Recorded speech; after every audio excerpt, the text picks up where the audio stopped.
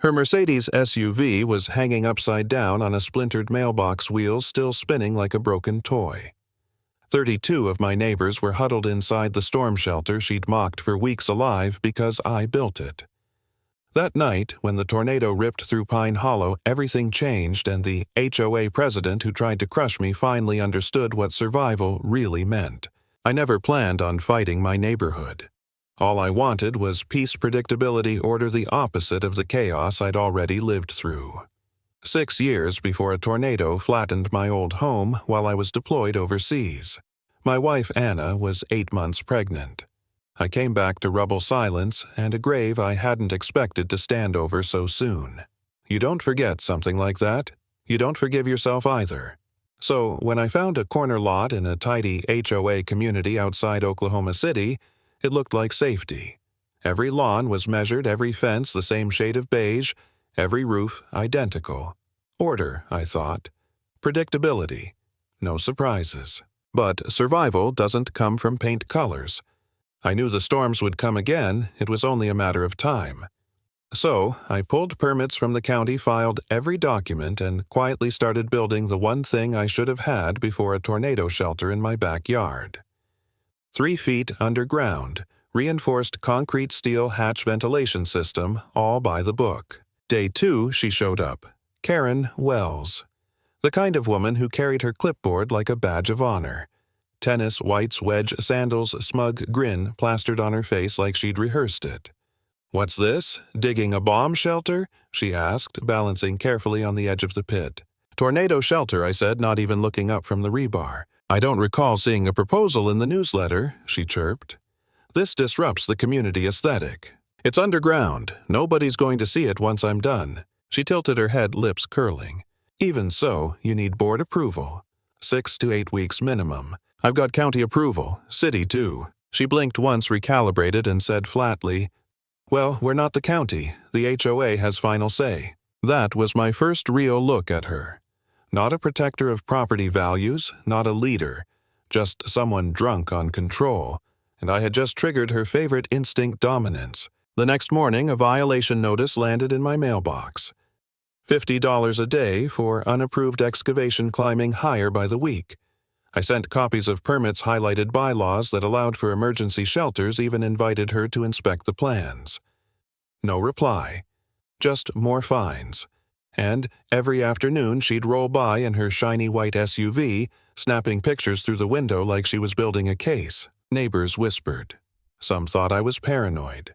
Others avoided eye contact. And I just kept digging because I'd lived through worse chaos than HOA letters.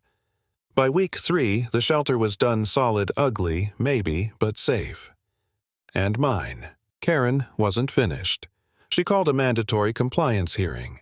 A thick envelope arrived on cardstock like an invitation to a gala. Only, this was a summons. I walked into that meeting with every permit, every blueprint ready for the fight.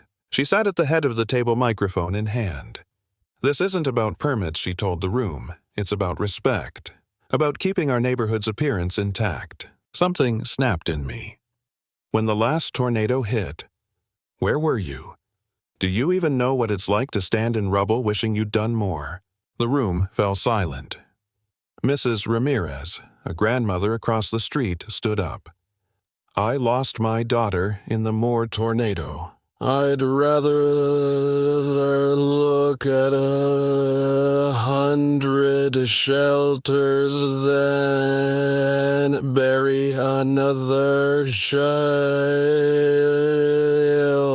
Karen's face tightened. Then my neighbor Todd chimed in. "Why don't we all have shelters like his?" The tide shifted. For the first time, people weren't nodding at her, they were nodding at me. Karen shut the meeting down, cheeks flushed, but that night she escalated. Letters from lawyers. Daily fines ballooning toward $9,000. A newsletter accusing me of building a dangerous bunker. Door-to-door rumors that my shelter could collapse and kill kids. And I'll admit it, I broke. One night I sat at the kitchen table with a pile of violation letters and thought, maybe she's right. Maybe I'm the crazy one. Maybe I should tear it down and just move.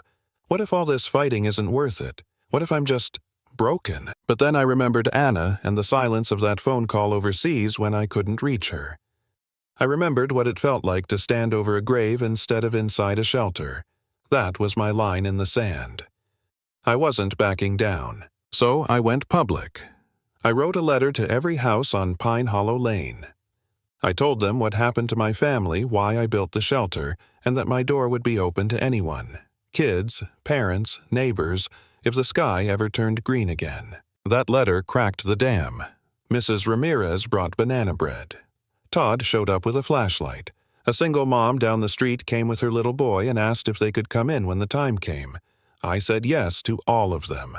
For the first time, I wasn't standing alone. Karen doubled down with another meeting, flashing drone photos of my hatch like it was a crime scene. I stood in front of the room and called her out. You're not mad about aesthetics, you're mad about control. And the truth is my shelter is safer than any so-called public shelter in this county. The crowd started to laugh at her, not me.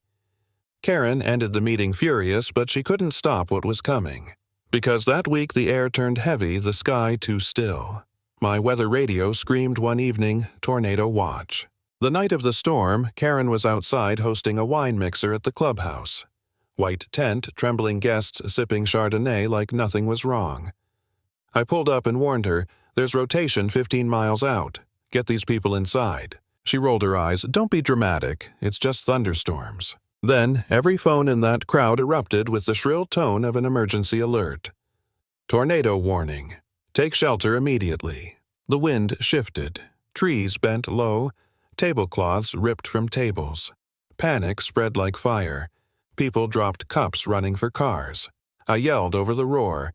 Follow me. My shelter's open, now. A handful ran first, then a dozen, then a convoy of cars followed my truck through rising wind.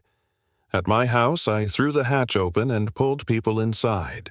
17, then 24, then 32 souls crammed shoulder to shoulder, kids crying, dogs barking, the air thick with fear. I slammed the hatch shut just as the tornado hit. The sound. There's nothing like it. A freight train screaming the ground, shaking pressure crushing your chest. 8 minutes stretched into eternity. Something massive slammed against the door, scraping metal. People prayed, sobbed, clutched strangers. And the shelter held. When the all-clear finally came, I climbed out first. My fence was gone. Trees snapped like toothpicks. Roofs ripped bare. Down the road, Karen's SUV lay upside down, crumpled like foil. Empty. We heard it then, a scream. Faint, ragged across the street. I ran. There she was, clinging to a bent bird feeder blouse, torn, hair caked in mud. Eyes wide with the shock of someone who finally realized control doesn't stop wind. I pulled her up, guided her back to the shelter. For the first time, Karen didn't fight. She just let me help. By dawn, 32 of us walked out alive. The news crews called it the Pine Hollow Miracle. The fire chief said my shelter saved more lives than the official community center. Neighbors who once avoided me now shook my hand. And Karen. She stood silent, humbled, finally stripped of that smirk. A day later, she resigned from the board, voice thin as she admitted I was wrong. That was the end of her reign. The HOA tore up its rules, rewrote the bylaws, and for the first time put people before property values. I didn't celebrate.